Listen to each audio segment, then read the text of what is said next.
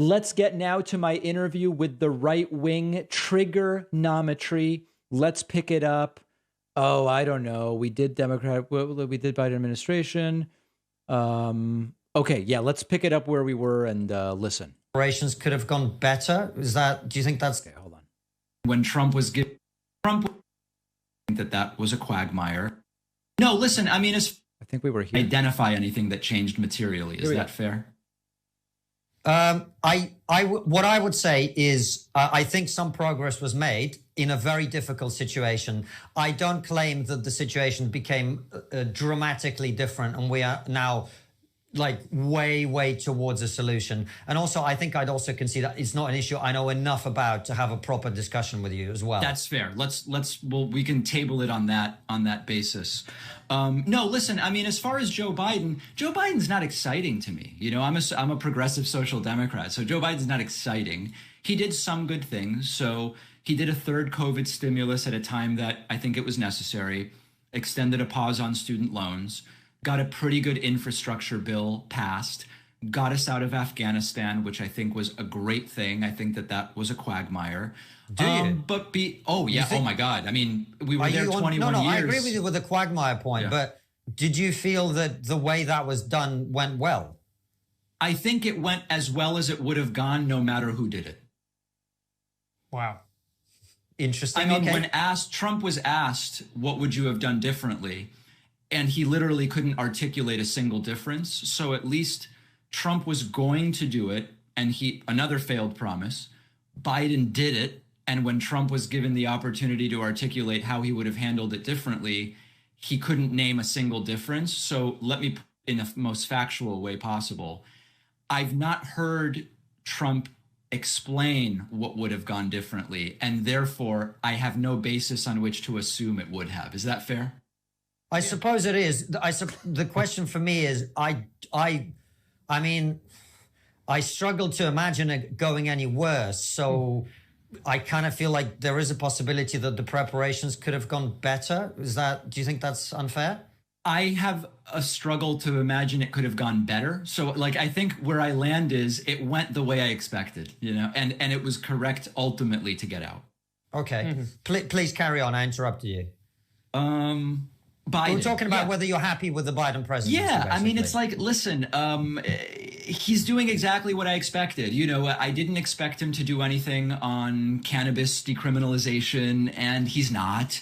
And I didn't expect any, at least in the first 2 years, immigration reform, and we're not getting it. So, you know, I try not to become jaded or cynical, but basically I've seen from Biden exactly what I expected. Okay.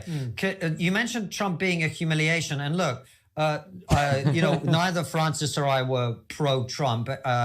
I thought he raised some important issues, by the way, you know, and immigration not being least of those. We can have a conversation about that maybe later on.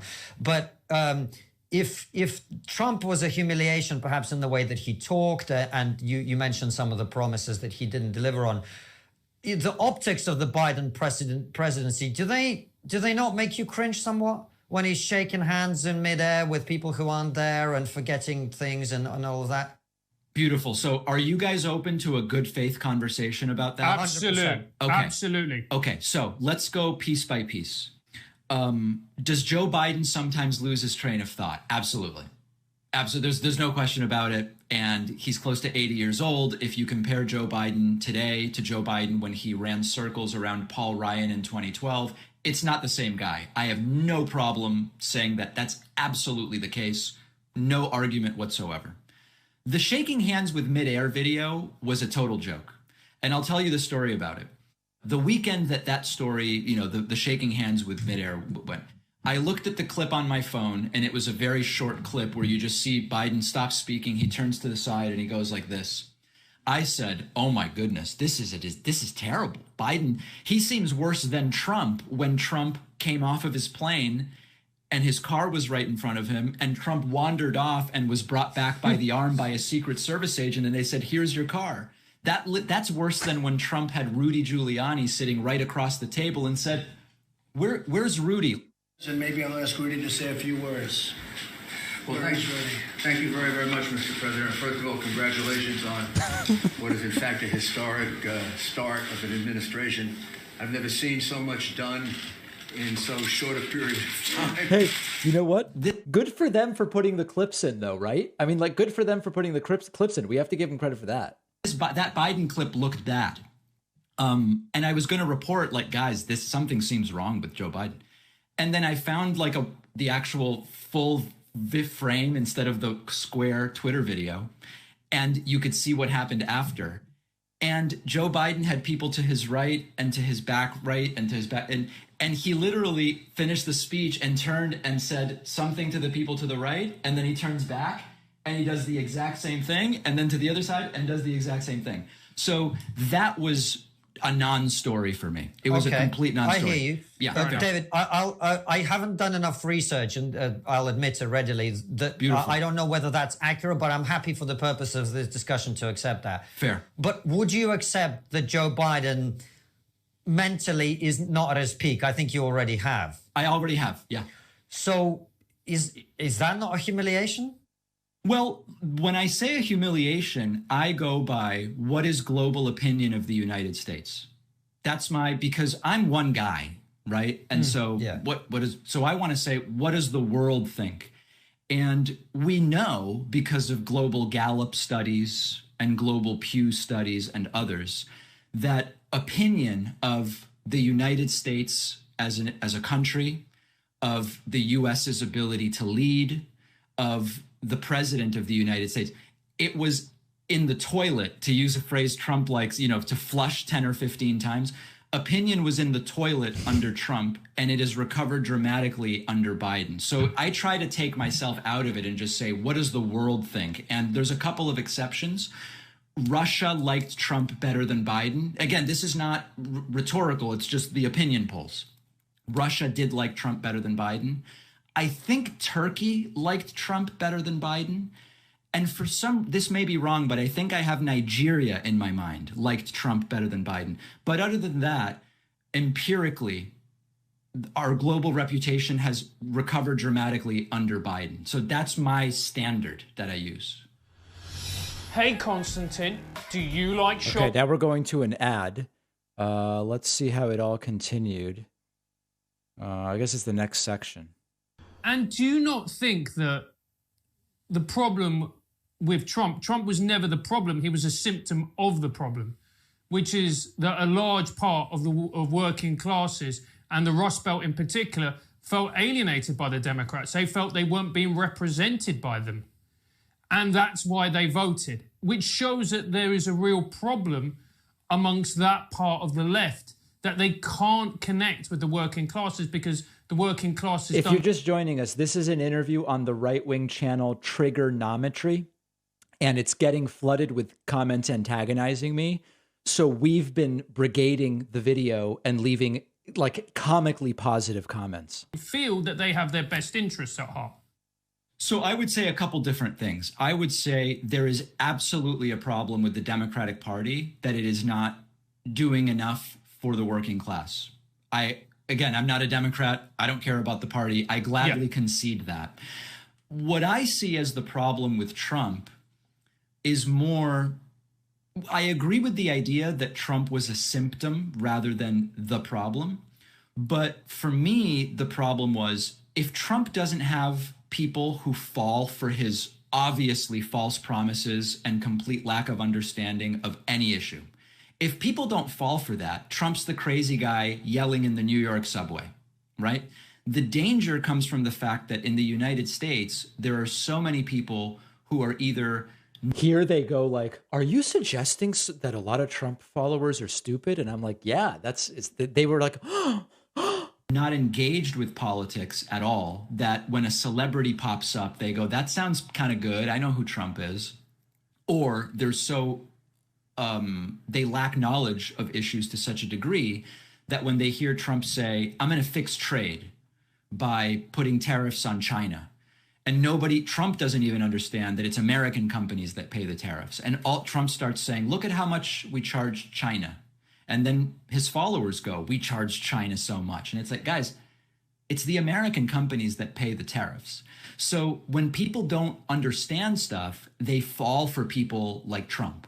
And that to me is the problem, because without the cult members, you don't become a cult leader. You need followers to be a cult leader. And so I agree with you that Trump is emblematic as a symptom rather than actually being the problem. But my perspective is a little bit different as to why. David, can I, in the spirit of a very... This is the best. Good faith but honest conversation. Please. Can I feed back to you what it sounds like you just said from where I'm sitting? Yes. Which is, Francis was saying to you, there's a large portion of the American public who are so alienated by some of the rhetoric on the left that they had to resort to voting for Donald Trump. That's his argument. And what you said is, no, that isn't really the problem. The problem is Americans are ill-educated and quite stupid and fall for Trump's bombastic statements. That's what it sounds like. Did I hear you right? It's a combination of both. Okay. Now, here's one thing about... But isn't that... Sorry, David, just to finish this point. Isn't that always the case, though? I mean, it's not like the public got massively more stupid and ill-educated in the last 4 years, right? Or the last 6 years. So, people have always... There's always been... I don't know about that. I mean, I don't know how much you follow American education, but I think... let me put it this way.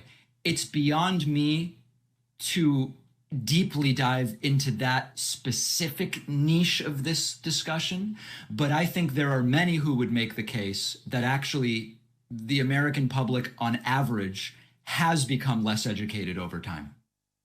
Okay, let's... I regret using the term educated because technically more and more people are getting degrees, but I think what I meant to say was just more ignorant.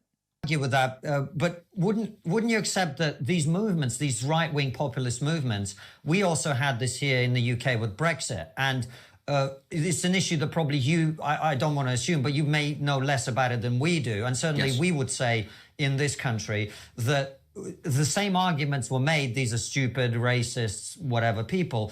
But actually, if you speak to a lot of people who voted this way, which we didn't, neither of us did, but if you speak to those people, their concerns were not based around ill education or whatever, but it was there were some issues that they were raising that were not being reflected in the public debate, that were dismissed, and certainly from our perspective, it seemed like there were some parallels with the United States. So it's not that people got more stupid or less educated. It's more that their concerns were being more and more ignored by the left-wing parties, and they were desperate for some kind of way out, which is why they voted for Brexit and which is why they voted for Trump. That's absolutely valid, and I have no qualms with that's what took place. I think the reason I'm skeptical to accept that the reason for Trump was that Democrats have abandoned the middle class is that more Democrats crossed party lines to vote for John McCain in 2008 than the number that crossed party lines to vote for Trump in 2016. And so I hesitate to say that that was the particular reason because the numbers don't bear it out. No, I believe it. Okay. Sorry to interrupt, but the thing is, you said yourself what Trump did and what Brexit did is it brought a lot of non-voters out of the shadows, if you like. So, exactly. So what actually happened is these people who stopped voting for the Democrats and for Labour years and years ago because they felt like these parties stopped representing them. We have a Labour Party here in the UK that stopped representing working people, they would argue, a long, long time ago. And finally, a movement came along that actually represented them. So it's not the McCain Democrats we're talking about here. We're talking about people who are non-voters for decades, perhaps, who are now back in the fold because they're finally seeing someone represent their views. That's the argument.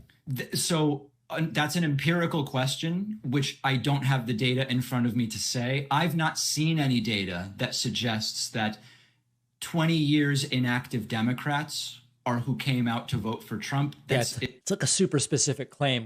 Neither one of us really had the backing to say that. You're making that assertion. I can't deny that happened. I've just seen no evidence. And unfortunately, without the data, it's hard to engage with it any further. Okay, so that's fair enough. So, David, what do you think as a person or as on the left when it comes to globalization? Because in many ways you could argue that globalization is a positive, you know. We get things, goods cheaper, etc., etc. but also as well. I get the sense that whenever one of the guys is doing the asking, the other seems kind of like annoyed that they're even talking to me. Well, it means that we don't produce enough at home. We've lost our manufacturing bases, you know, and that means that you then have towns which become disenfranchised because they have no factories, manufacturing, etc., etc., and then creates the types of areas that will vote for a right-wing populist such as Trump. Yeah, I am basically with you 95% with what you just said. The last piece, and it logically leads to people voting for Trump. Let's put that aside for now, at least, and maybe we can come back to that. So my view on globalization is as follows. You know, generally speaking, I am in favor of specialization, you know, at a basic economics, macroeconomic level. I understand the reason why we would have circumstances where one country doesn't just produce everything. You know, there's trade. I believe trade is a net positive. I believe specialization is a net positive. I think the problem I have with a lot of the conversation about domestic versus import when it comes to a number of different products, services, industries is that there's a sort of naivete where both Republicans and Democrats in the United States love to say, we're going to bring it back home. It's going to be made in the USA. We're going to bring it here. We're going to be independent, this type of thing. And the truth is that through cumulative economic policy decisions over 30 or even 40 years, dating back to, you know, Ronald Reagan, the United States has chosen, and I mean chosen, again, not one person didn't decide this, but the cumulative effect of decisions has been, we would rather get stuff from other countries and be able to buy it for less in the United States, rather than manufacturing here. And maybe this would create some jobs, but everything would be a lot more money. So I often say, you know, cheap tchotchkes from China are a really important thing in the American economy. And so when Trump would say, we're going to make it all domestically, or when Biden says we're going to make it all domestically, number one, these are like multi-decade projects to change supply chains on a lot of these things. And there's not sort of like a just upfront thing where like everything's going to cost more.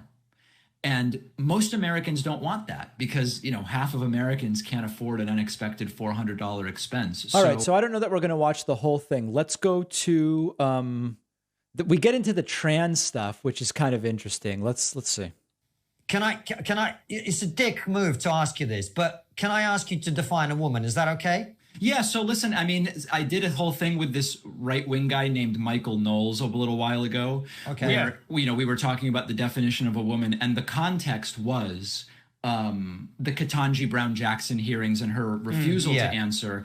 And there I argued that makes perfect sense because they're asking in a legal context, the question is who can bring a discrimination lawsuit on the basis of gender? And I thought she was right not to answer it. And I made the point that depending on where you're asking the question, the answer could actually be different. Now, I'm glad to give my view of this socially, if that's okay. Sure. Yeah, of course. Go so this is, again, and the problem with this, and I know you guys would never do this because you seem so honest. The problem is that sometimes this question is then used to put someone in a corner. So I will say in advance that the definition I have will not work in every setting, okay? Like, for example, the definition I have in an OBGYN's office may not work because we recognize biological differences, right? But for me, the broadest way where I think about who am I going to relate to as a woman, it would be somebody who I identify as deliberately trying to exist in the world as a woman. And so if I see a biological man who, and again, we have to talk about this in candid ways, which some people might not like, but I think it's necessary. If I see me with a wig on, it's not going to be apparent to me that that's someone who is necessarily trying to exist in the world as a woman if they go by the name David and their voice is like mine and they dress like me. So I'm just going to make the best faith effort I can where if it's indicated through a number of different cues that someone is trying to exist in the world as a woman, I'll relate to them as a woman. That's fine. It just doesn't bother me. Oh, sure. And in fact, I am kind of where you are in the sense that we've had a shit ton of trans people on the show, and we call them by whatever name they have and the pronouns that they've chosen, right? I've got no issue with that. Sure. However, my issue is that and again, this is me being straight with you. I hope you don't take offense to what I'm saying. Please. In your refusal to give a definition that is equally applicable in different circumstances, you're kind of avoiding the difficult elements of this, right? Well, the difficult elements are exactly that, which sorry, I interrupted. No, go ahead. And let me, I know you know where I'm going, but let me just give the example so people know what we're talking about. So we have a number of cases here in the UK, for example, and I know you've had some in the US as well, where a trans woman who still has a male anatomy has been housed in a female prison and has gone on to commit sexual assault against women in prison. Right. Okay. We obviously have had trans women in female sports where they, in my opinion, have an unfair advantage. And there are other situations in which our failure to give a clear, universal definition means that women in particular, in this very instance, are suffering the consequences of our social unwillingness to be quite hardline about it. Would you agree with that? Well, that's what in a court they would say that's a compound question, and we've really got to break down each of those, because whether I agree with everything you said, I don't know. So let's I'm not even sure where to start. So okay, I mean, in prison there was a sexual assault by a biological male housed with women. Okay, I don't know the story. We have a country of 331 million in the United States, so you can find examples sort of everything. Sexual assault by biological females of other females in American prisons is really common. So for me, what I go to is less about, trans people, I think, are 1/3 of 1% of the population in the US. I may be slightly off about that, but let's use that as a working number. For me, every assault is bad. Sure. And the bigger issue is American prisons are terrible at keeping inmates safe. And I apply that to men's prisons and women's prisons. Sure, but you're deflecting here, aren't you? I don't think. And so, but let me go further. Let me give you the reverse of your argument, right? No, but I wasn't even done. Cops shooting black people is bad, but the real problem is something else, and we shouldn't talk about the cops. See, I didn't handle this correctly. I should have said the problem is those aren't the same, because my solution solves the problem you're talking about, right? If we solve violence in prison, we solve the problem that they're talking about. Whereas the deflection he uses as an example, and I didn't realize it in the moment, solving, as he says, black people, if we solve cops shooting black people, that doesn't have anything to do with his issue of black people shooting black people. So it was actually a terrible analogy, and it got over my head at the time. Shooting black people. No, that's not the argument I'm making whatsoever. Okay, sure, go ahead. Sorry. So the point that I'm making is because what you're saying is I guess it depends on what you say the other issue really is. That you didn't get to the end of that, and so I don't know. Black on black crime. That's the right-wing argument. Black on black crime is the real thing. Forget about cops shooting black people. Right, it's but all those about are black totally people different things. What I'm saying is, violence in prison is a major problem. So I kind of didn't make the point as well as I would have liked to. And I don't deny that an added layer of complexity is in which prison should a trans person be. I don't pretend to have the answer in all cases. I don't pretend to have the answer. I'm conceding it's very complicated. But is it complicated? If you have a penis, should you be in a female prison? Well, but not everybody who's a trans woman has a penis. But these people did, and they were in female prisons both in your country and in ours. I just don't know the case. I don't know. I don't know the answer. Should a person with a penis, though, be in a female prison? I would have to know more about how these decisions are being made. I don't know enough about how the decisions are made to be able to say. Listen, let me put it a different way. And I don't know if anecdotes, we're both being so anecdotal that I don't know if this is even useful, but there are many instances where I could show you a picture of someone and describe their height and weight to you, and it would be very hard to argue that they should be in a men's prison for their own safety. I'm not arguing for that. We've had trans people on the show who say we need to make provisions so that trans people are in a separate facility where they're going to be safe from males who otherwise would potentially be a danger to them, right? So trans people, there's like a third prison for trans people. That's what some people have argued on our shows. I'm not saying you take someone who identifies as a trans woman and you stick them with men, because I don't think it would end well for them. So I don't lack compassion. What I'm trying to get at with you is, do you envisage circumstances under which it is right to put a person with a penis in a female prison? I can envisage theoretical circumstances where it's the best of the options that are available. Yeah. I mean, right now there are no third prisons for trans people. And so if you say to me, what is more like, I mean, like, listen, let's just be very upfront. If you have a trans woman that is biologically male and has a penis, but is slight in size and has a very feminine appearance, by all statistical likelihood, they are far less likely to assault someone in a women's prison than they are to be assaulted in a men's prison. And so that's a particular case where I would say it makes sense for them to be in a women's prison, yes. Okay. We could go around for hours, but look. All of a sudden, we've spent too much time on this, guys. Before we move on, in the situation I outlined, do you concede that it makes more sense for them to be if the only two options are a men's or women's prison, would a 5'3" biological male with a penis who is outwardly feminine and is seen by the average person as a woman, you're not going to put them in the men's prison, are you? I think it'd be very dangerous to do so. Fair. So we agree on that. That's fair. All of a sudden, he's saying, yeah, in the two choices we have, all of a sudden, the penis should go in the women's prison. Wow. Well, we don't agree on that because I don't think either of those options is acceptable. Right. He wants a third option, but that wasn't the issue at hand.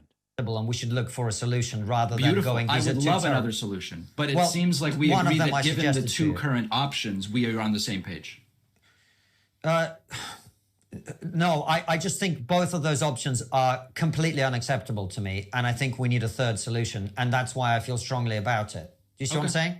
I see what you're saying, but it sounds like before you realized it might not look great to concede it, that you agreed in the two options we have now, the female prison makes more sense.